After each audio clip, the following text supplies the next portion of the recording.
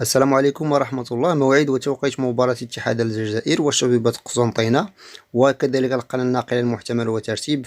قبل ذلك من فضلكم لا تنسوا الضغط على زر الاشتراك في القناة ولايك للفيديو وفعلوا الجرس.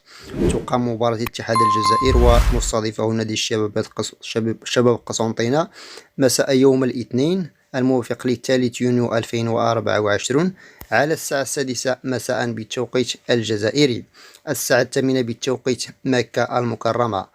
القناة الناقلة للمباراة المحتملة قناة السادسة الجزائرية. ويحتل شباب قسنطينة المركز الثالث في الدوري ب 48 نقطة، فيما اتحاد الجزائر في المركز الرابع ب 42 نقطة.